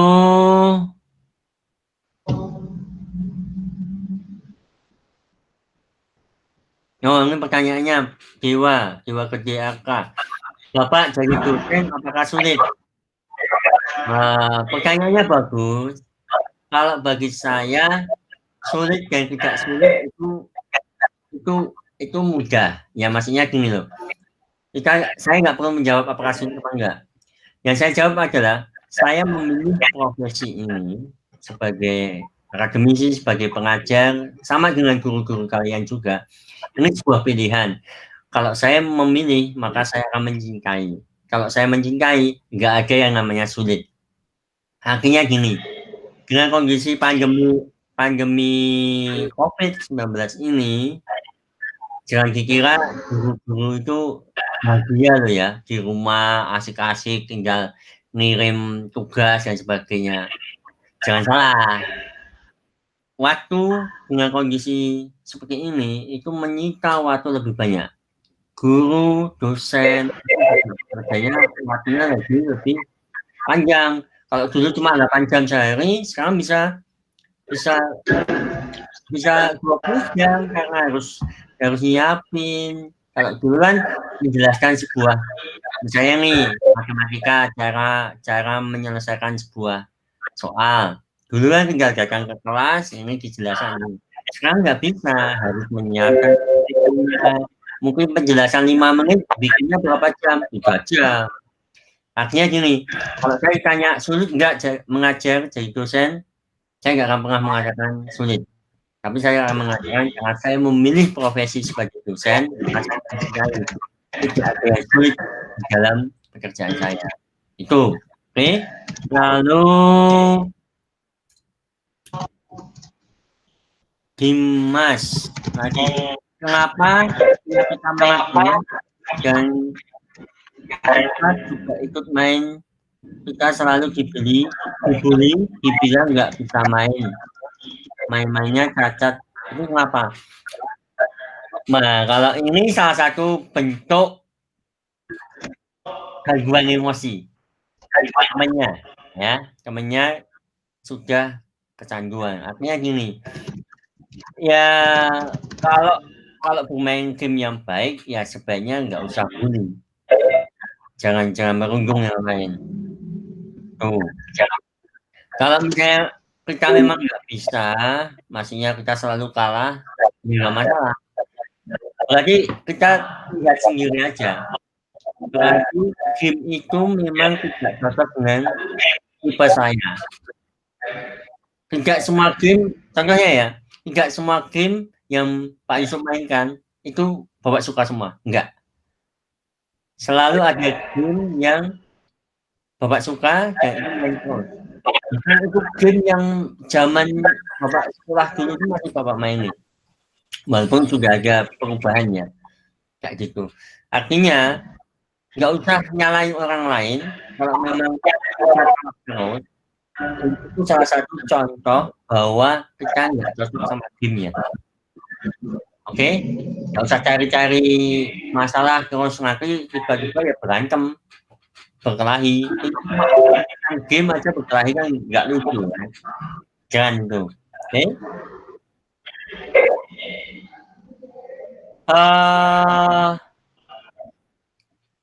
Oke, kira-kira ini tidak ada. Saya mau bertanya, Pak. Jangan. Baik, perkenalkan nama saya Deus dari kelas 7A absen 3. Saya ingin bertanya, ketika kita sudah lelah untuk belajar atau mengerjakan tugas, game seperti apa yang bisa kita mainkan? Atau kita hanya duduk dengan melihat Instagram atau YouTube dan yang lain-lain? Terima kasih. Baik, terima kasih, Deus. Pertanyaannya bagus. Prinsipnya gini, kalau kita capek dengan tugas sekolah, sudah lelah, waktunya istirahat. Kalau saran saya yang paling atau sebenarnya ya, ketika belajar apa yang dipacu ya, maka cara agar kita lebih membuat otak kita refresh, bermain. Bermainnya apa? Kalau bisa jangan pegang gadget dulu, jangan. Keluar rumah, naik sepeda, muter-muter. Itu akan membantu apa? Membantu agar imbang kembali. Apa yang sudah penuh di otak itu bisa imbang disalurkan ke gerak yang lain. Itu saran saya. Yang pertama ya, artinya yang kita harus menggunakan tubuh kita sendiri sebagai penetralisasi kejenuhan otak. Karena di penelitian Bapak yang sebagai pengendali game itu Bapak bisa menjelaskan bagaimana cara kita membersihkan otak yang penuh dengan berkegiatan. Begitu. Nah, kalau pertanyaannya bermain game apa? Kalau saran saya game yang memang membuat tubuh kita bergerak. Jadi yang pertama bermain sepeda atau berlarian sama teman. Kalau pertanyaanmu game apa? Ya game-game yang memang membuat tubuh bergerak. Ya kan? Berarti ada game fisik. Game fisik itu yang memakai tubuh kita. Permainan tradisional dan sebagainya. Seperti itu bisa. Kalau ditanyakan lagi, kalau game digital kayak apa? Game-game kalau game digital ya game-game yang kita bergerak. Contoh, beberapa game yang menggunakan HP itu tidak hanya pencet-pencet kan, tapi kita bisa menggerakkan. Atau sebagai contoh, saya lupa gamenya. Ini salah satu contoh tapi sebenarnya nggak cocok ya, kayak yang Pokemon Go. Pokemon Go itu game yang membuat kita tubuhnya bergerak juga. Tapi banyak kasus karena hanya melihat HP akhirnya ketabrak. Makanya sebenarnya itu nggak cocok buat kalian. Dan akhirnya juga tidak populer kan sekarang. Intinya untuk istirahat ya lakukan hal-hal yang membuat tubuh kita bergerak. Itu Dius, kira-kira seperti itu. Bisa menjawab? Iya. Baik, terima kasih. Sama-sama. Saya jawab di chat dulu ya.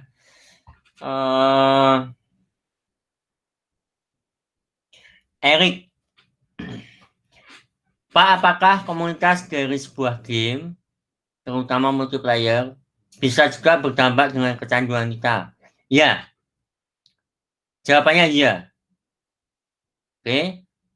Kalau kita tidak bisa mengelola waktu.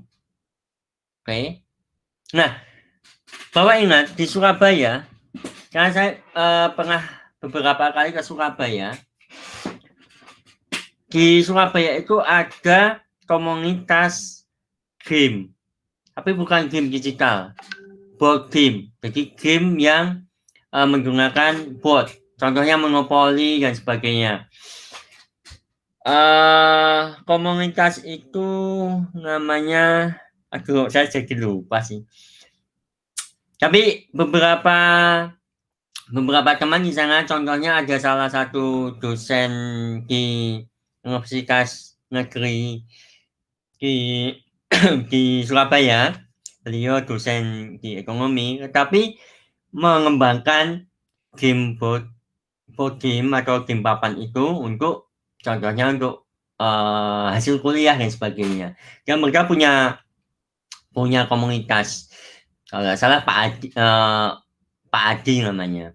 Nah, saya pikir gabunglah dengan yang komunitas itu, sehingga itu kan pasti ada waktunya, tidak akan selama berapa kumpul terus main terus, enggak, pasti akan biasanya berganti. Nah, yang menarik apa, habis itu diskusi, ini gamenya gimana ya, bla bla bla, apa yang kita bisa pelajari dari game itu menarik sebenarnya. Jadi kalau pertanyaannya apakah bisa berdampak pada kecanduan, bisa banget kalau tidak bisa mengelola waktu itu ya. Dan komunitasnya itu juga bisa harus mendukung, tahu bahwa si anak ini juga masih sekolah, berarti harus ada waktu untuk urusan sekolah dan sebagainya. Oke, terima kasih Erik. Terus Brian Pak, kenapa jika kita membeli item di game dengan uang yang asli, kita merasa ingin beli terus? Nah, itu berarti sudah ada perubahan perilaku, ya. Ketika kita membeli, gini, saya contoh, kenapa ada beberapa item yang dijual, khususnya beberapa game-game yang di-download gratis, ya. Dia memberikan gamenya gratis, tapi sebenarnya mereka mendapatkan penghasilan si produsen game itu dengan menjual item. Nah, sebagai contoh, kalau game itu yang gratis, dia 10 menit, maka dia akan berhenti gamenya. Agar bisa main terus, beli item untuk menetralisir waktu. Misalnya, 10.000 bisa main 1 jam. Itu nggak bisa dipungkiri. Nah, itu salah satu penyebab salah satu penyebab kita kecanduan. Kalau tidak bisa mengatur waktu. Akhirnya apa? Secara umum dia sudah membuat aturan dalam game. Kalau kita hubungkan sama teori-teori gamenya ya, dia harus memberi waktu untuk istirahat. Sudah. Tetapi ada opsi lain, harus membeli. Nah, kalau kita yang punya uang beli dan merasanya nggak akan selesai. Karena selalu bertambah terus. Nah, berarti kan semakin kecanduan, perilakunya semakin terganggu juga. Maka kuncinya, salah satu kunci yang paling tepat adalah aturlah waktu. Itu. Kalau misalnya, oke, saya sudah pegel nih jempolnya, ya sudah itu waktunya berhenti. Tubuh itu nggak bisa bohong. Kalau tubuh mengatakan jempol saya sakit, waktunya berhenti main. Ya, tapi ya jangan lupa, semakin lama kalian bermain, semakin cepat juga jempol beradaptasi. Kalau sudah kecanduan, jempol udah nggak punya rasa. Artinya apa? Kalian nggak bisa ngatur lagi, nggak merasakan sakit lagi gitu. Itu yang bahaya itu. Maka aturlah waktu kalian bermain game. Baik Pak Yusuf, terima kasih untuk penjelasannya untuk sesi yang pertama ini. Terima kasih anak-anak untuk pertanyaannya. Kita akan melanjutkan pada sesi yang kedua. Tolong anak-anak nanti sedapat mungkin pertanyaannya itu bisa interaktif ya. Kalau mungkin tidak pakai chat tapi bisa secara langsung sehingga lebih menarik ya. Ya, baru kalau interaktifnya sudah tidak ada baru yang chat. Itu anak-anak ya. Baik, kita akan melanjutkan pada sesi yang kedua, Pak Yusuf. Ini materinya tentang pengalaman bermain dan membuat game. Pengalaman bermain dan membuat game. Saya beri waktu 25 menit, Pak. Oke, baik. Saya mungkin cepat aja ya, karena waktunya sudah lumayan banyak di depan. Nah, waktu kecil, saya itu paling suka main kelereng. Ya kan? Karena selain ini saya juga, misalnya saya bawa 5 kelereng, waktu berangkat pulangnya bisa bawa 20. Itu yang membuat saya menjadi suka juga dengan kelereng. Kenapa? Ternyata dari bermain kelereng itu saya bisa belajar juga. Belajar apa? Matematika ternyata. Menambah, terus menembak. Jadi secara tidak sadar, waktu itu saya melihat, ini sudutnya berapa? Kalau bahasa dulu bukan sudut ya, Kak, masih kecil ya. Ini enaknya dari sebelah mana ya saya nembaknya. Kayak gitu. Ini kelereng ini saya suka banget. Jika waktu itu saya punya banyak kelereng hanya gara-gara bermain ini. Tuh. Terus yang saya bilang tadi bentik. Bentik itu bagi saya itu saya menyukai betul karena kalau dalam pelajaran IPA itu bisa sangat apa ya, kalau saya dulu tuh merasa, ini asik banget nih. Saya sering uji coba, bahkan saya sering main sendiri dulu agar saya bisa menang. Begitu. Jadi saya latihan dengan bentik ini ya. Kayak orang lain melihatnya kayak orang gila. Tapi saya bukan, karena saya belajar di sisi berapa jauh yang bisa saya lempar, terus berapa bentuk lingkaran itu mempengaruhi apa dan sebagainya, itu akhirnya jadi banyak belajar. Terus mengompoli, ya ini pikir ini hal yang sudah biasa terjadi, ini termasuk game papannya sepertinya. Nah, mulai di sini saya mulai kecanduan nih. Saya tadi sudah bilang bahwa masa kecil saya memang tidak terlalu beruntung secara ekonomi ya. Bahkan punya gamebot pun kayaknya baru SMP kalau nggak salah ya. Itu pun karena ngabung. Di sekolah saya dulu di SD itu ada penyewaan gamebot. Ini gameboy yang gini terus dikasih tali dan sebagainya, kan main berapa menit bayar berapa rupiah, 5 rupiah kalau nggak salah saya tuh ya. Ini udah mulai kecanduan, bahkan saya pernah keluar izin mau ke toilet tapi malah jajan mainan gameboy ini pernah ini udah ada perilaku. Cuman mesin dingdong ini juga mulai kacau ini. Jadi waktu itu ketika sore saya pergi sama teman-teman saya pakai uang saku saya untuk main dingdong sampai malam jam 9 sampai orang tua saya bingungin mencari kemana ya, nggak temu-temu. Nah terus sudah akhirnya saya punya komputer dan sebagainya. Waktu itu Rise of Nation, Rise of Empire di tahun-tahun 90-an sebenarnya itu cukup populer. Kalau mau bermain multiplayer bersama teman-teman kita harus pergi ke warnet. Nyewa warnet waktu itu sejam masih antara 10.000 tahun 90-an ya, itu mahal sekali gitu. Nah akhirnya karena waktu itu saya belajar telekomunikasi, saya membeli semacam alat untuk tembak poin, jadi untuk akses internet itu. Jadi sebenarnya bukan internetnya, LAN. Jadi sambungan ke antar komputer dari rumah saya ke rumah teman saya, beli satu kayak modelnya USB itu, terus belakangnya kita kasih wajan. Jadi wajan ibu saya ambil, saya bikin itu ke rumah teman saya, sehingga akhirnya bisa main berdua di rumah masing-masing. Nah itu udah mulai kacau itu ya. Terus saya mulai berpikir, karena waktu itu tugas sering terlambat, mengumpulkan terlambat, nilainya juga mulai jelek dan sebagainya.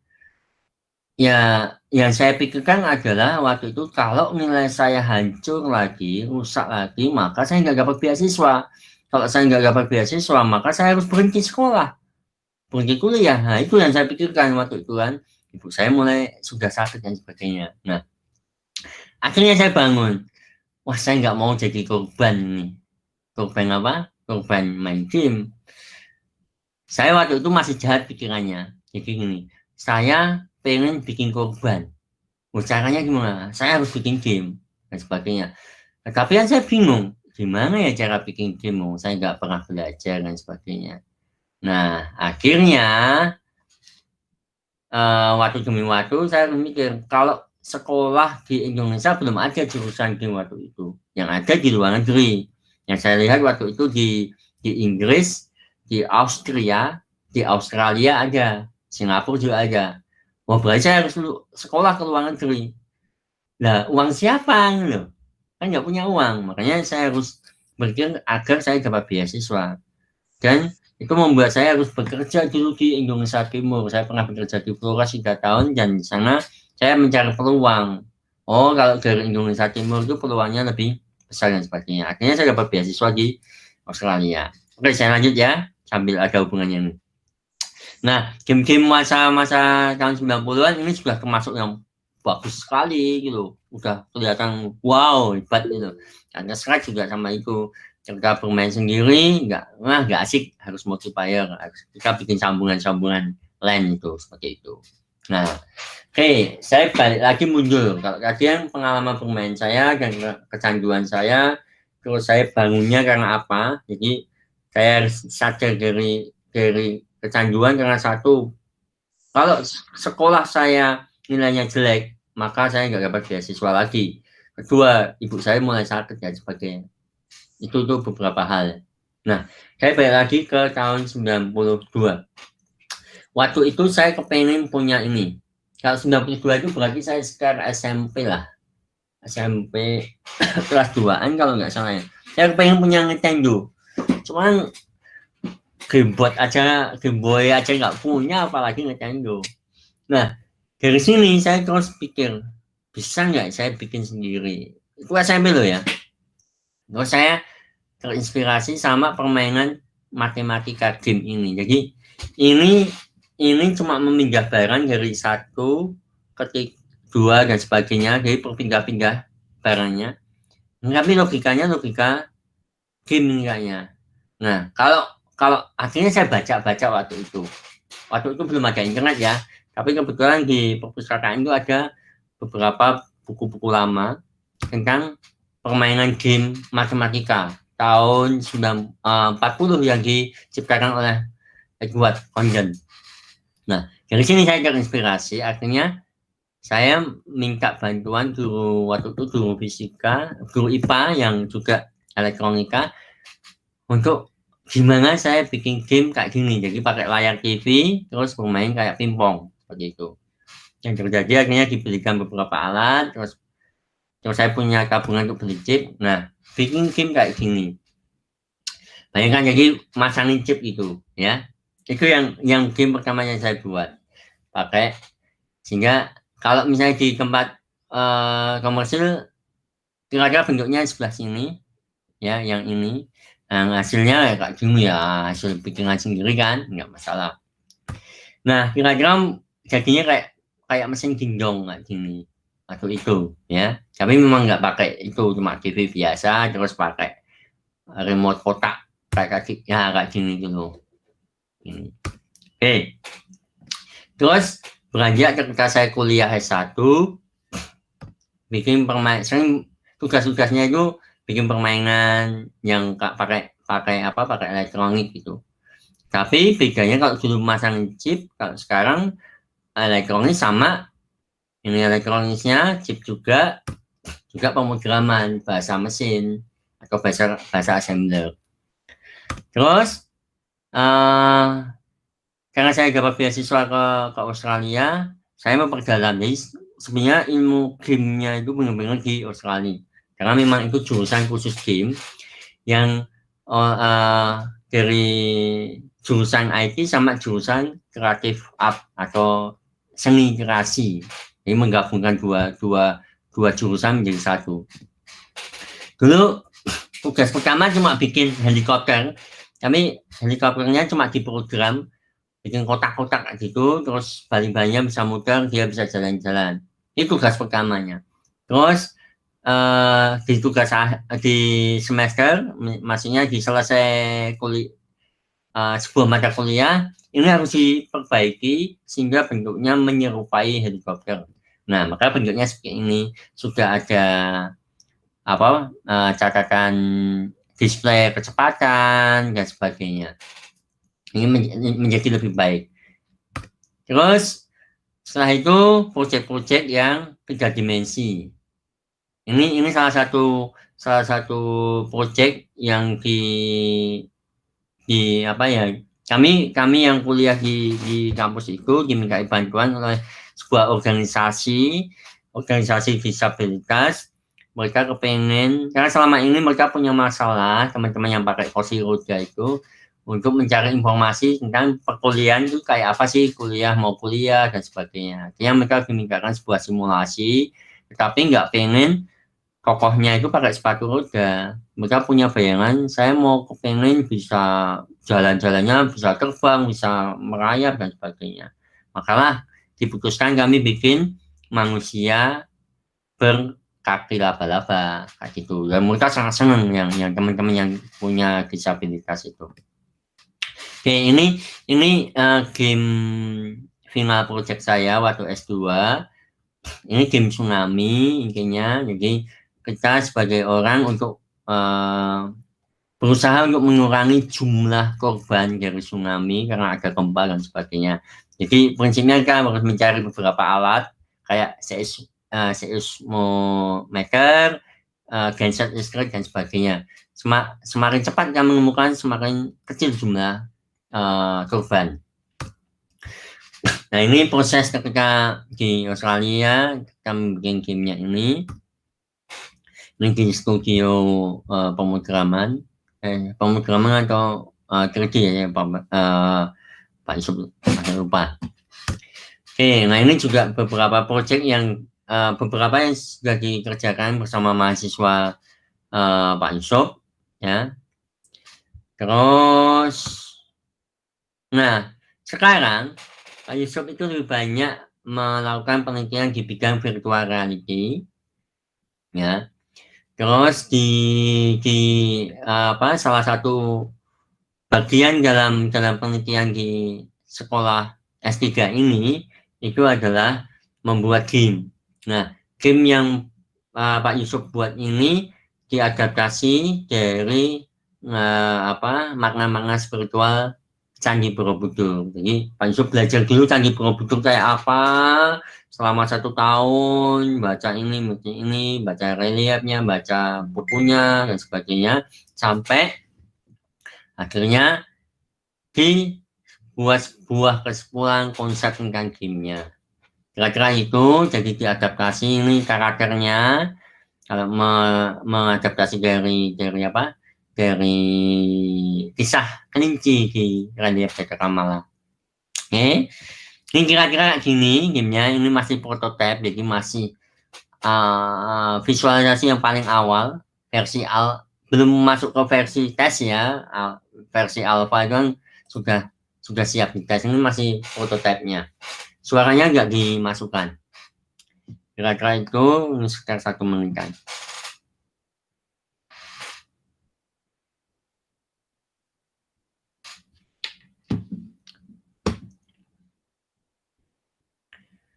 Jadi cerita kelinci kan itu legenda prasejarah agama Buddha. Jadi si kelinci ini terlahir sebagai bodhisattva.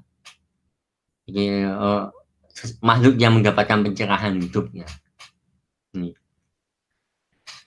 Sebagainya dia akan mengajarkan kebajikan, kebaikan kepada 3 sahabatnya. Kalau dari reliefnya, sahabatnya itu berupa monyet, serigala, sama berang-berang. Kalau di game ini, Bapak ubah tokohnya. Nah, ini tampilan ini akan lebih bisa membuat kita masuk dalam dunia gamenya ketika kita menggunakan kacamata VR. Jadi kita bisa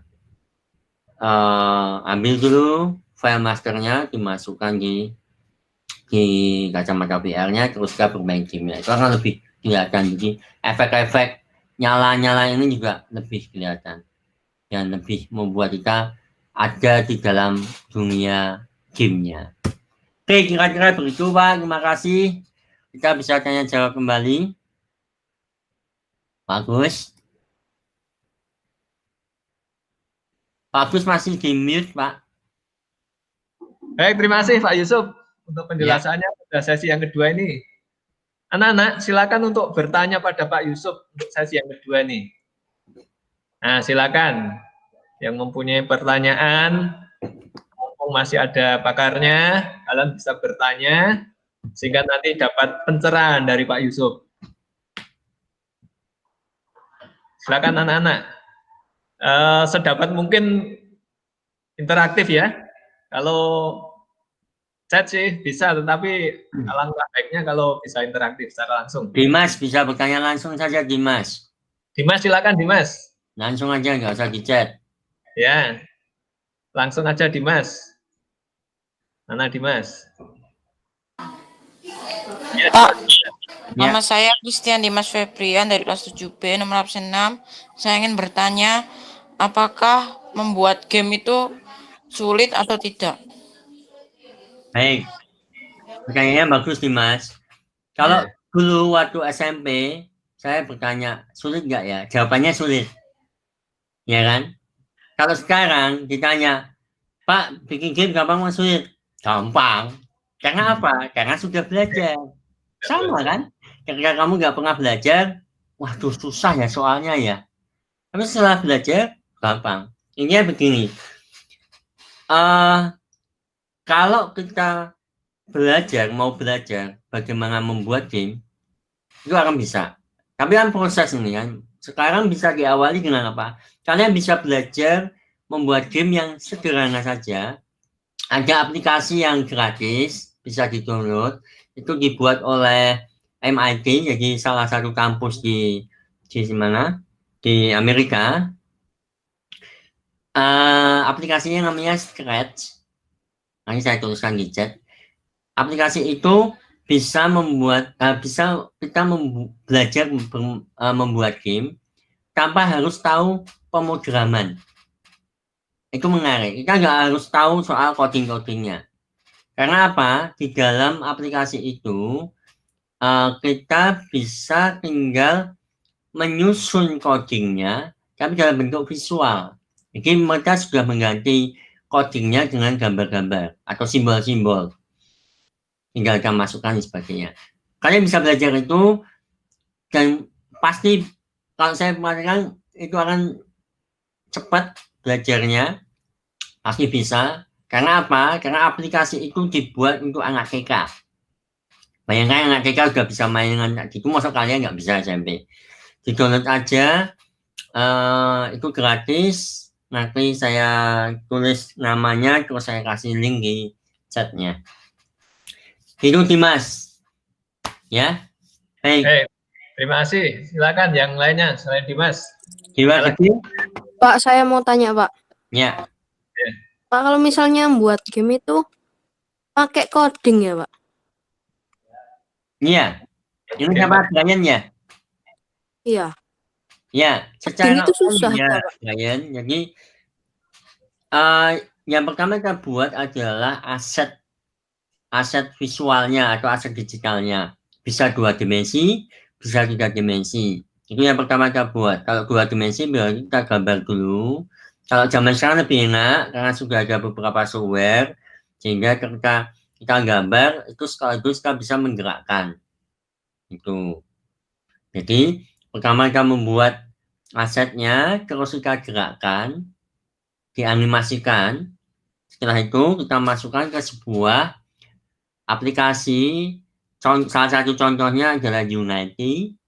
Itu aplikasi game engine. Jadi kita bisa membuat apa-apa di situ yang ada interaksinya. Contohnya nggak harus game. Di situ nggak harus game. Saya juga bisa membuat buku interaktif di situ. Jadi ketika saya buka bukunya, muncul animasinya di situ. Jadi nggak hanya tulisan, ya macam-macam. Nah, untuk menggerakkan dan kita bisa membuat sebuah tokoh bergerak dan bisa berinteraksi dengan yang lain, itu di coding.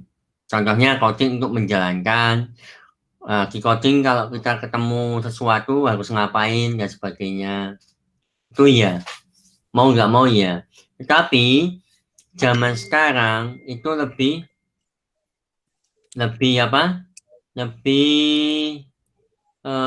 mudah. Banyak program yang membuat kita lebih mudah untuk codingnya. Bahasanya lebih dekat dengan bahasa manusia atau dalam hal ini bahasa Inggris yang digunakan standar. Itu kira-kira. Terima kasih, Pak. Itu Brian, ya. Ada lagi pertanyaan? Selain Dimas, Brian. Oh, Tamel. Silakan Tamel. Selamat siang Pak Yusuf. Nama saya Kamelia dari kelas 7A. Saya mau meminta pendapat Bapak tentang lomba e-sport dan apakah itu perlu dilombakan di lingkungan sekolah. Terima kasih Pak. Oke, baik. Terima kasih Kamel. Nah, kalau e-sport dilombakan, saya pikir itu sudah menjadi sebuah kebijakan dari pemerintah yang memasukkan itu perlombaan e-sport menjadi salah satu cabang olahraga. Tetapi kalau perlu masuk ke sekolah, itu tergantung kebijakan sih. Kalau saya nggak bisa menjawab secara langsung, ya, nggak bisa menjawab langsung bisa atau nggak bisa. Tergantung. Kalau misalnya di sekolah memang dibuat perlombaan dan disetujui oleh pejabat-pejabat sekolah, ya monggo-monggo saja. Tetapi memang harus diberi batasan juga bahwa ya ini cuma sampai di tingkat perlombaan, tidak boleh mengganggu yang lain. Gitu loh. Jangan sampai Jangan sampai gini loh, jangan sampai karena ada diperbolehkan lomba, terus kita di sekolah juga boleh main game, yang enggak juga gitu. Tetap ada pagar yang harus kita selalu ingat, gitu ya. Kalau setuju, kalau ditanya setuju ya setuju aja, nggak masalah. Yang penting harus ada batasannya juga. Itu Kamel. Baik, terima kasih untuk Kamel pertanyaannya. Terima kasih Pak. Ya, Pak Yusuf, untuk waktu sesi tanya jawab sudah cukup Pak Yusuf.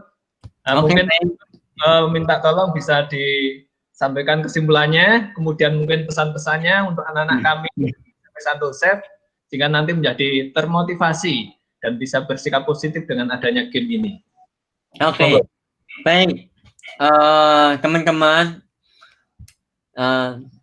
saya pernah dan sampai sekarang masih main game ya, walaupun tidak sebanyak dulu, karena waktu saya juga sudah terbatas, saya harus mengurusi hal-hal yang lain. Tetapi dari pengalaman saya, ternyata kuncinya satu, masalah waktu. Kalau pada orang tua, jangan pernah menyalahkan gamenya, karena gamenya itu nggak salah. Game itu hanya objek. Yang harus kita perhatikan sebagai kita pemain, sebagai siswa dan juga sebagai orang tua adalah ya waktu. Kapan boleh main dan kapan kita harus meninggalkan game. Itu harus tegas. Kalau enggak, ya kecanduan kayak saya.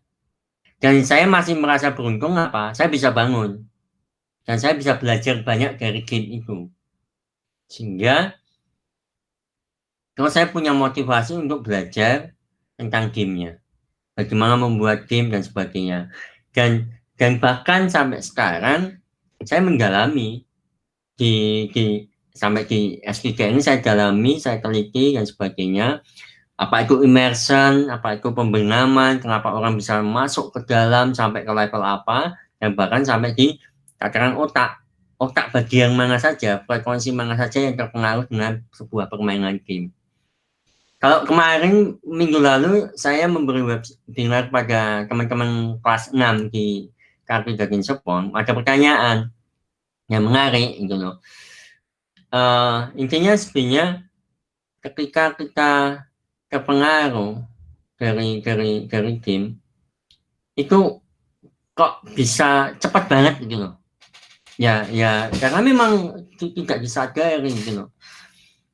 Dan ketika kalau kita tidak menyadari, kita nggak bisa ngatur waktunya, ya bablas nanti, nggak bisa bangun. Kalau nggak bisa bangun, kacau semua. Kalian bisa berantem sama orang tua dan sebagainya. Itu kuncinya, ya, masalah waktu. Yang kedua, pesan saya ini, kalau saya ngasih materi soal kecanduan game itu soal ini. Jangan simpan HP, gadget, misalnya PSP, atau PS, atau apa di kamar. Ya, selalu simpan di tempat yang semua orang tahu. Tempat umum. Ya, kalian nggak bisa curi-curi waktu main game. Tiba-tiba malam jam 12 kebangun terus main game. Nggak baik itu. Karena saya pernah mengalami itu juga, ya. Terus kembali lagi saya ulang, jangan pilih game yang tidak sesuai usianya. Kalian nggak menyadari itu, tapi itu merusak. Kalau bahasa salah satu orang tua lagi, merusak otak. Ya mau nggak mau itu nanti akan mengganggu otaknya, karena kalian sudah merekam hal-hal yang belum sepantasnya kalian lihat, kalian dengar, dan kalian rasakan. Itu yang terpenting dari saya. Tapi jangan lupa masih banyak permainan tradisional yang saya yakin kalian belum coba. Cobalah itu. Nanti bisa buat cerita atau buat inspirasi. Ada salah satu game yang pernah saya buat dari saat tugas di kuliah itu game yang terinspirasi dari permainan tradisional. Apa namanya ya? Nggak tahu kalau di Surabaya sama nggak ya, Dakon itu. atau congklak, kalau bahasa Indonesia congklak. Ada. Dakon. Nah itu saya adaptasi sebagai sebuah permainan matematika yang tidak semua orang bisa tembus, menyelesaikan maksudnya, karena itu memang targetnya waktu itu anak-anak kuliah dan di dalam konteks bahasa Inggris dan sebagainya. Hanya cuma main, kalau orang main dakon pasti bisa menang. Tapi sebenarnya kan soalnya tidak permainan tidak kayak dibikin kayak dakon itu. Nah itu inspirasi juga. Saya memunculkan hal-hal yang kaitannya dengan Indonesia di dalam beberapa game yang saya buat. Itu. Kira-kira itu Pak dari saya. Tetaplah selalu riang, ceria dengan bermain game tradisional juga, dan saya yakin kalian akan belajar banyak dari game. Kuncinya satu, atur waktunya. Itu Pak, terima kasih. Terima kasih Pak Yusuf yang luar biasa memberikan pencerahan pada anak-anak kami SMP Santo Yosef sehingga semakin paham tentang arti penting bermain game, bahwa game kalau digunakan dengan baik itu akan memberikan efek yang positif. Ya, yang penting atur waktu tadi, kemudian jangan simpan ya. Lalu sesuaikan dengan ya. Gitu ya. Baik, terima kasih Pak Yusuf. Bu Ilin mungkin akan memberikan peneguhan mungkin. Bu Ilin akan memberikan peneguhan. Iya, terima kasih Pak Agus, Pak Yusuf, luar biasa sekali telah memotivasi kita semua untuk mengenal game dan juga bagaimana kita bisa bersahabat dengan game dan juga tips-tipsnya. Luar biasa sekali. Anak-anak, berikan tepuk tangan untuk Pak Yusuf.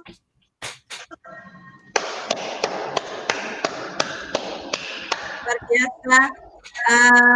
Saya juga ikut belajar, Pak. Mungkin dibuatkan juga, Pak, untuk game orang-orang tua saya gini. Boleh, Bu. Supaya tidak gampang pikun ya, Pak. Ya. Main game-game yang sudah ada, yang itu membantu, Bu, tidak untuk menghambat kepikungan. Betul. Karena saya juga baca untuk game-game itu juga ada untuk aspek pengobatannya ya Pak ya. Untuk betul. Syaraf dan lain-lain begitu. Ya. Kalau proyek saya yang di S3 ini memang besok pengembangannya ketika saya sudah lulus memang untuk terapi psikologi. Lainnya seperti itu. Ya. Makanya saya mendalami spiritual, makna spiritual dari situ. Ya. Itu Bu.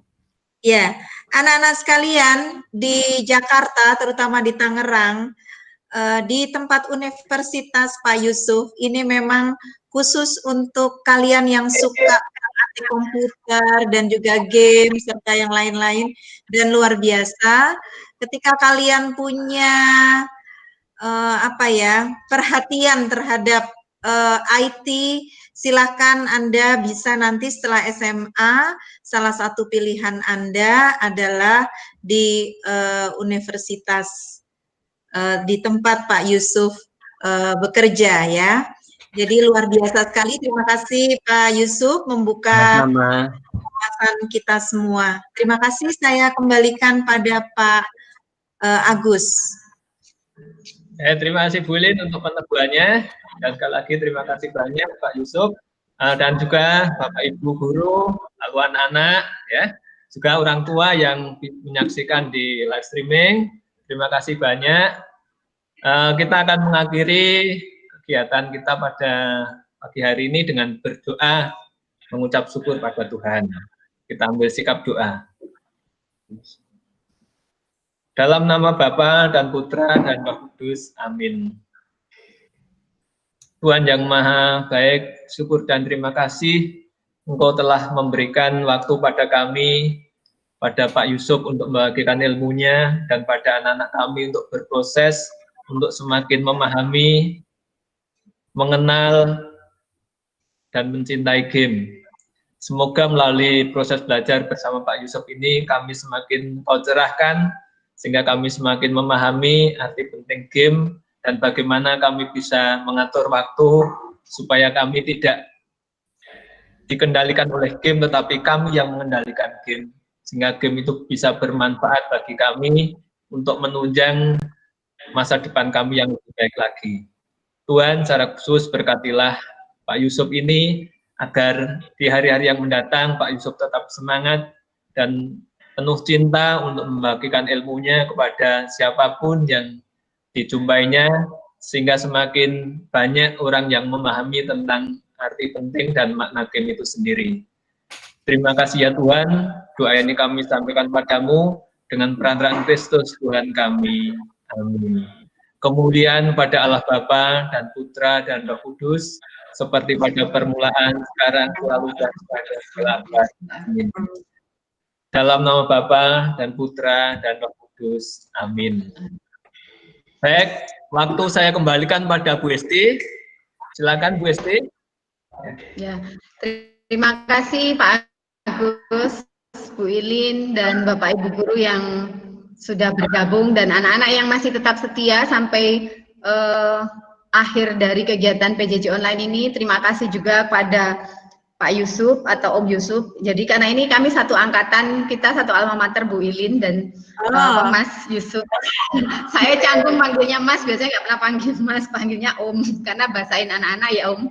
Nah itu, jadi terima kasih sudah sharing, paling tidak membuka wawasan kita bahwa seperti tadi Dimas biasanya kan kalau di kelas juga sama saya gitu Bu, aku tuh selalu dimarahin mamaku karena main game. Nah semoga dia jadi paham bahwa ternyata akibat dimarahinnya itu bukan karena gamenya, tapi perubahan perilakunya karena dia belum bisa memanage waktunya. Nah semoga nanti Dimas bisa lebih enjoy main gamenya, dan mamanya juga tidak marah-marah lagi ya Dimas ya. Jadi sudah tahu bahwa sebenarnya game ini ada sisi baik dan sisi buruknya, dan kapan baik dan kapan buruknya tadi sudah dijelaskan dengan baik oleh Om Yusuf ya.